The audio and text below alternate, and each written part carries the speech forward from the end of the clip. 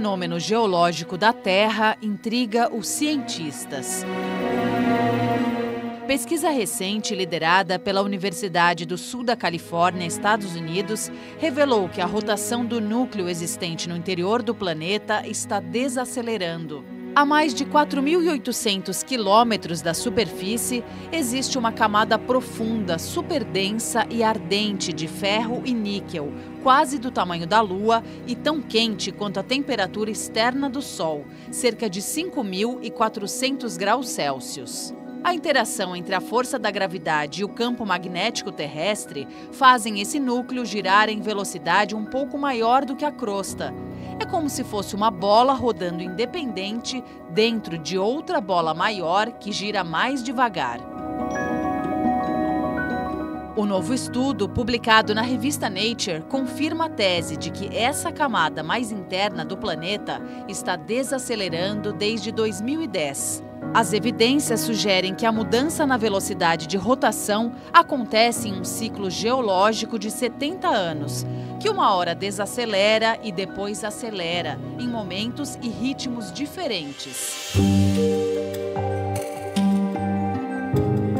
As consequências desse fenômeno na parte profunda do planeta ainda precisam ser melhor estudadas. Sabe-se que ele poderia afetar a duração dos dias, que seriam mais longos, mas não há necessidade de mexer nos relógios. A alteração seria muito pequena, frações de segundos, quase imperceptível. São fatos que incentivam novas pesquisas sobre a Terra. Vale lembrar que é o único planeta conhecido até agora capaz de abrigar a diversidade e riqueza de formas de vida como as conhecemos.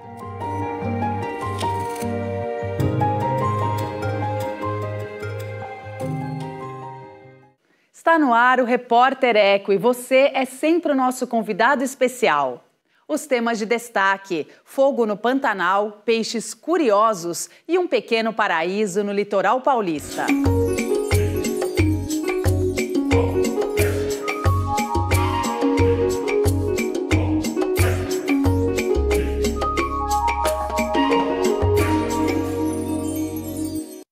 Veja os detalhes do programa de hoje.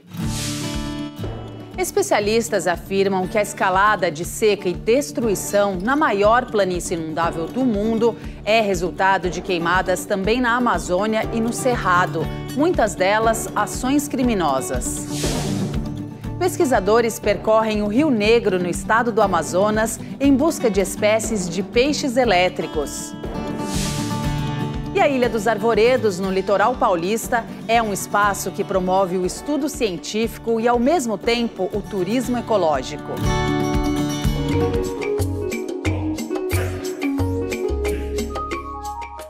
O Pantanal voltou a queimar 4 anos após os piores incêndios. A maior planície alagável do mundo sofre os efeitos dos desmatamentos também na Amazônia e no Cerrado, além dos impactos da crise climática.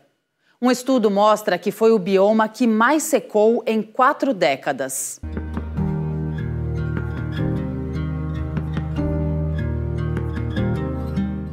Este vídeo viralizou nas redes sociais. De um lado, a tradicional festa de São João em Corumbá, no Mato Grosso do Sul. Do outro, o Pantanal arde em chamas. Parece que a população da cidade às margens do Rio Paraguai naturalizou os incêndios. Nós estamos com uns problemas aí, colapso no sistema de saúde, crianças com problemas respiratórios, adultos, pessoas de mais idade. Existem estudos recentes, que mostram que a fumaça que vem do Pantanal, das queimadas do Pantanal, da Amazônia, quando elas chegam em São Paulo, a gente consegue ver o aumento da procura de pessoas para atendimento hospitalar ligado a doenças respiratórias, inclusive o aumento de mortes por doenças respiratórias. Maior área úmida tropical do mundo, o Pantanal alterna períodos de secas e cheias. Em 2020, a estiagem extrema resultou em incêndios terríveis Eles atingiram quase 45 mil quilômetros quadrados, mais de 30% da área brasileira do bioma, segundo o Instituto Nacional de Pesquisas Espaciais. Cientistas estimam que 16 milhões de animais de pequeno porte morreram e 944 mil de porte maior. Agora, em 2024, o fogo se concentrou na região de Corumbá. Nós temos um histórico aí de quase 30 anos, onde os meses de agosto, setembro e outubro sempre foram os meses críticos. Então, nós fomos surpreendidos no final de maio, associado às condições climáticas que foram ainda piores esse ano, aceleraram o processo de propagação. São áreas que ficavam alagadas por mais de 6 meses, então tem um acúmulo grande de biomassa. E quando essa água seca e o sol, né, esquenta, a temperatura está quente, a gente vê essa vegetação que antes ficava debaixo d'água, ela vira combustível para o fogo. O Pantanal está secando. Especialistas afirmam que diminuiu a ação dos chamados rios voadores que trazem a chuva da Amazônia por causa do desmatamento naquele bioma. Ele também sofre a ação negativa do desmatamento no Cerrado. A bacia do Rio Paraguai está assoreada por conta dos sedimentos que descem do Planalto, onde acontece a intensa atividade econômica de plantação de soja e criação de gado. As mudanças climáticas agravam a situação. Pegar os dados de satélite, né, do Mapa Biomas, nos últimos 39 anos, o Pantanal perdeu, em média, 29% da sua superfície de água. A água que espalha pelo bioma, que alaga os campos e que fica pelo menos 2 meses alagado. Se a gente comparar agora com 2023, o Pantanal está 61% abaixo da média histórica de água, água mesmo, né? Por trás dos incêndios está o uso do fogo pela população local, que sai do controle com a seca no Pantanal, além das ações criminosas. Os governos do Mato Grosso e do Mato Grosso do Sul proibiram o manejo do fogo até o fim do ano, inclusive para a renovação das pastagens. Nós temos aí a queima do lixo, o manejo da abelha, né, usando o fogo para afastar, para tirar o mel. Às vezes para limpar áreas para coleta de isca. Nós tivemos uma evidência na BR-262, inclusive trabalhamos com a Polícia Rodoviária Federal e outras as fazendas, porque 2 veículos suspeitos claramente estavam ateando fogo na beirada da estrada e, consequentemente, trouxe aí um volume e dimensões de incêndio assustadoras. A Brigada Alto Pantanal, iniciativa do Instituto Homem Pantaneiro, entre outras entidades, em campo desde que o fogo começou, iniciou a atuação nos incêndios de 2020. Entre outras medidas, contém a propagação das chamas com estes aceiros e prepara rotas de fuga para animais e moradores. Ela se soma aos bombeiros do estado do Mato Grosso do Sul. No fim de junho, o governo federal mobilizou uma força-tarefa com participação do IBAMA, ICMBio e Força Nacional de Segurança Pública. A ministra do Meio Ambiente, Marina Silva, lembrou que 85% dos incêndios ocorrem em terras particulares e que mais da metade da área do município de Corumbá está desmatada. Especialistas dizem que é preciso orientar a população sobre o uso do fogo, fiscalizar e responsabilizar quem risca o fósforo, além de dar destino a fazendas abandonadas onde a vegetação cresce sem controle. Proteger o bioma riquíssimo em biodiversidade é essencial. E ele regula a temperatura em todo o continente. Então, é uma área que resfria o ar quente que vem de algumas regiões por causa da grande quantidade de água que tem lá. O Pantanal concentra altas densidades de populações de espécies que estão ameaçadas em outros biomas.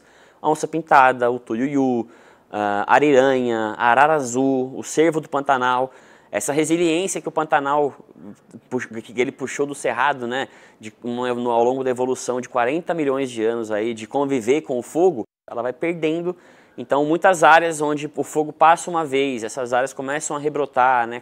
Vem outro fogo e acaba com essas mudas, né, com esse banco de sementes que está no solo, Então a gente começa a ver espécies primárias, essas espécies que aguentam qualquer coisa, né, tomar conta da vegetação.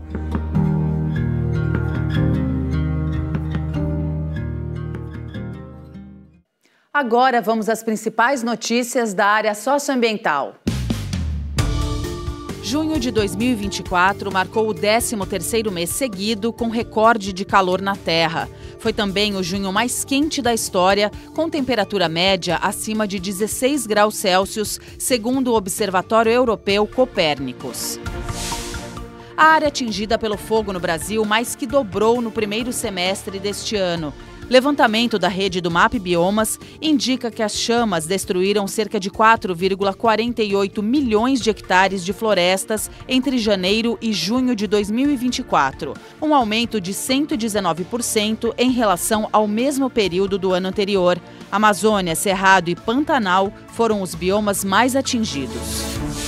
A operação no Pantanal conseguiu extinguir 55% dos focos de incêndio. A ministra do Meio Ambiente e Mudança Climática, Marina Silva, disse que até 7 de julho, 30 dos 54 focos foram extintos. 24 incêndios ainda ativos estão controlados. O governador Tarcísio de Freitas sancionou a lei que regulamenta a venda de animais domésticos no estado de São Paulo. Cães e gatos, por exemplo, só poderão ser vendidos ou doados com idade mínima de 3 meses, castrados, identificados com microchip e vacinados. Você acompanha logo mais aqui no Repórter Eco. Expedição científica pelo Rio Negro busca novas espécies de peixes elétricos na Amazônia.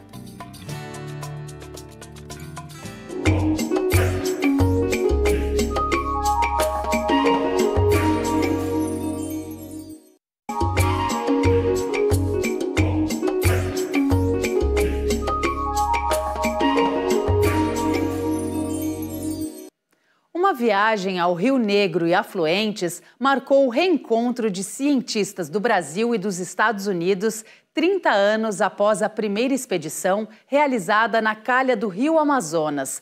O objetivo é ampliar o conhecimento sobre um bicho curioso, o peixe elétrico. Alguns parecem serpentes. A aparência tranquila, comum a muitos seres dos mares e oceanos, esconde a potência desses animais. Os peixes elétricos intrigam pela capacidade de produzir energia. Pesquisadores da Universidade de São Paulo navegaram por 2 semanas a bordo de uma expedição em busca de novas espécies de peixes elétricos na Bacia Amazônica. Eles partiram de Manaus e chegaram a Santa Isabel do Rio Negro, no estado do Amazonas. A expedição é a retomada do projeto Calha Amazon, que na década de 1990 realizou viagens científicas para entender melhor a biodiversidade do fundo dos rios da maior floresta tropical do mundo. O biólogo Oswaldo Oyakama participou de todas elas.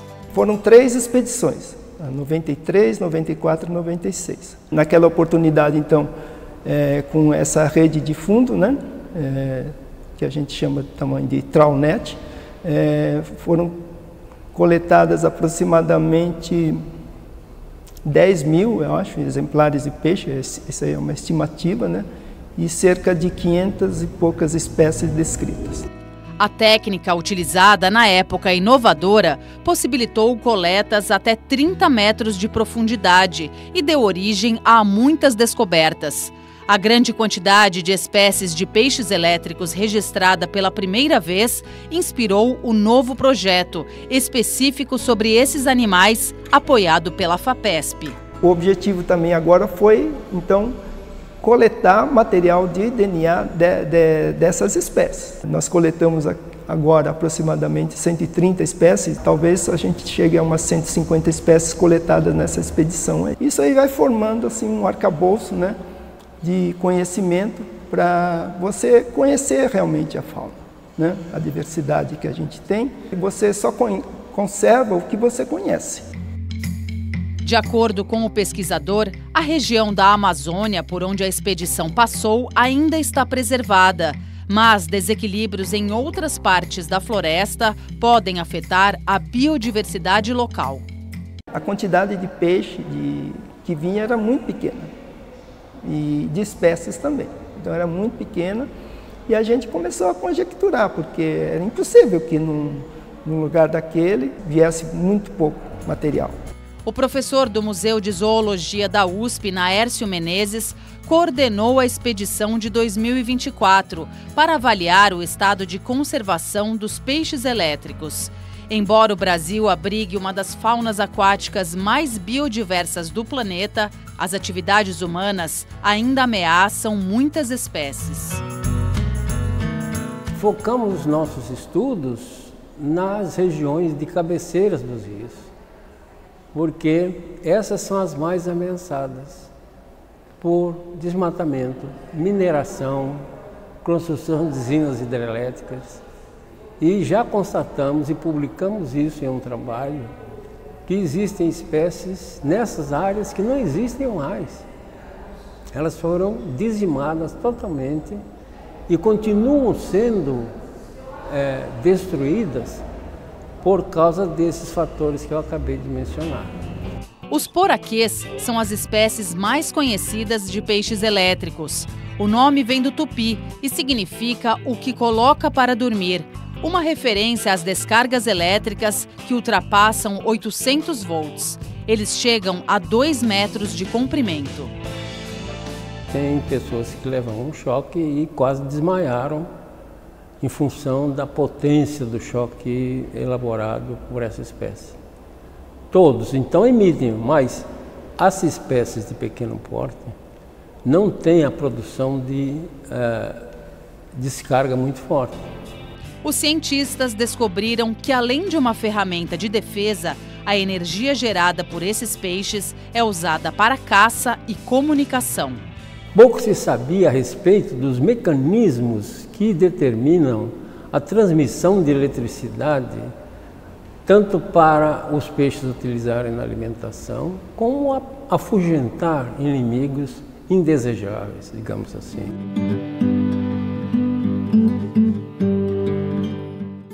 Para saber mais sobre a expedição, basta acessar gratuitamente a série de vídeos Diário de Campo no site da Agência FAPESP. Espécies que não são encontradas, às vezes, em nenhuma outra parte do mundo, a não ser nos países vizinhos ao Brasil. Existem esses peixes tão extraordinários, né? Capazes de um mecanismo altamente especializado transmitir eletricidade de maneira variada para proteção, para alimentação e para conviver bem com as outras espécies.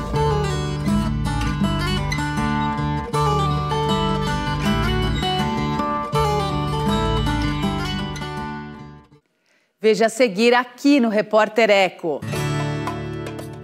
Você viaja com a nossa equipe até um pequeno paraíso do litoral de São Paulo, a Ilha dos Arvoredos, um lugar que promove a pesquisa e o turismo ecológico.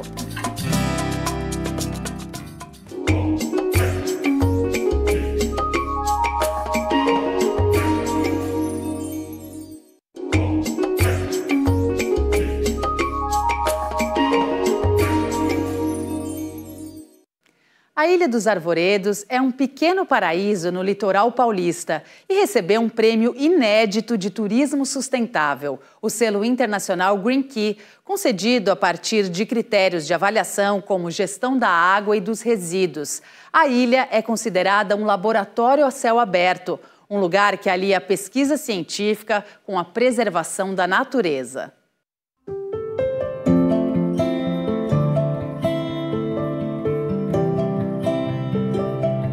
A menos de 2 quilômetros da movimentada praia de Pernambuco, cidade de Guarujá, na Baixada Santista, se esconde um pequeno paraíso, a Ilha dos Arvoredos, localizada na área de proteção ambiental Litoral Centro. Mais que uma bela paisagem, a ilha é cenário de pesquisas no campo da sustentabilidade. A A história curiosa do lugar começou em 1950. Na época, o engenheiro mecânico Fernando Eduardo Lee recebeu a concessão da Marinha Brasileira com a ideia de transformar a ilha em um lugar autossustentável e viabilizar estudos científicos. O seu fundador, Fernando Eduardo Lee, um visionário, um engenheiro, que pegou um rochedo no meio do oceano e transformou numa ilha autossustentável. Onde a gente não falava de escassez de recursos naturais, ele já trabalhava experimentos e projetos para a escassez de recursos naturais. Com a morte de Fernando Lee em 1994, a ilha passou por um período de abandono. Mas o idealizador da Ilha dos Arvoredos deixou um legado, a fundação que leva seu nome. Por meio de parcerias com a Universidade de Ribeirão Preto, UNAERP, e a organização sem fins lucrativos Instituto Nova Maré, os projetos neste laboratório a céu aberto foram retomados. Fernando Lee dizia que o grande lema era pesquisa em benefício da humanidade, né?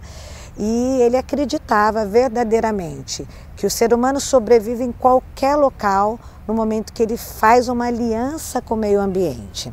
E ele provou isso na Ilha dos Arvoredos, né?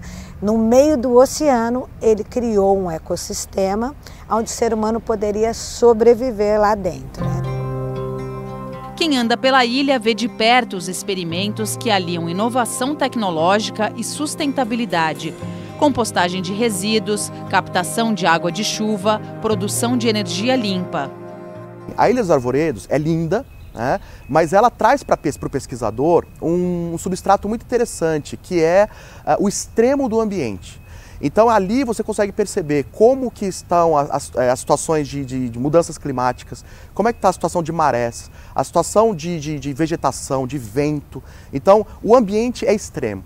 Então, por ser um ambiente extremo, a gente consegue fazer vários experimentos. Então, a engenharia fica muito empolgada com o ambiente, porque ela consegue reproduzir situações de catástrofe até mesmo, né? de vendavais, de furacões, enfim, de maremotos, batida de onda, energias por onda. Então, o ambiente é muito rico. É um grande laboratório mesmo. É essa a ideia de resiliência de ambiente, né? Então, você tem o extremo naquela situação, você pode prever uma situação de alteração climática, nós estamos vivendo esse processo, então a gente percebe que as mudanças climáticas elas são muito mais sensíveis em ambientes insulares. Em 2021, nasceu o projeto Mundo Sustentável, que promove o ecoturismo na Ilha dos Arvoredos. O método de educação ambiental utilizado foi desenvolvido pela professora Priscila Bonini, especialmente para o local. Eu desenvolvi uma nova metodologia baseada em metodologias ativas, né? Que é através da experimentação você tocar o ser humano e demonstrar a importância da preservação do meio ambiente.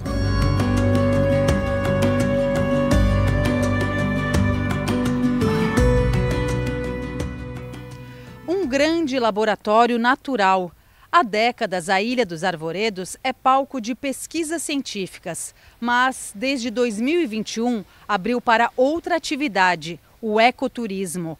O modelo de visitação sustentável rendeu ao lugar o selo internacional Green Key, que reconhece destinos ambientalmente responsáveis. A categoria da Ilha dos Arvoredos ela foi o primeiro pontinho das Américas e do Hemisfério Sul a receber essa certificação. Para a gente é muito importante porque não adiantava a gente falar que o projeto é sustentável, né? A gente trouxe uma chancela global, trazendo ela para esse mapa, trazendo o Guarujá para o mapa do turismo sustentável, né? Trazendo o Brasil. Então a gente entende que é uma conquista muito grande. O turismo sustentável, a premissa básica é quando o turismo ele é mais benéfico para a comunidade do que para o turista.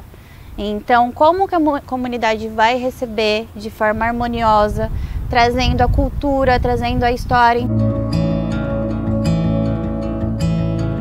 Desde o início do projeto Mundo Sustentável, mais de 2.000 pessoas já visitaram a Ilha dos Arvoredos. E a gente tem modelos de visitação, né? A gente tem um modelo turístico, que é o mais abrangente, que acontece. Temos um modelo pedagógico, bem interessante, né, voltado para escolas, universidades, que a gente entende que é o nosso público-alvo. temos modelos de visitação corporativo e todos os modelos voltados para a educação ambiental. Uma pequena ilha, uma grande contribuição para a ciência, para as pessoas e para o próprio planeta. A ilha transforma as pessoas depois da visitação. Você sai de lá convicto de que você tem que mudar a tua rotina, suas práticas e contribuir mais para esse mundo maravilhoso, né, que a gente está inserido.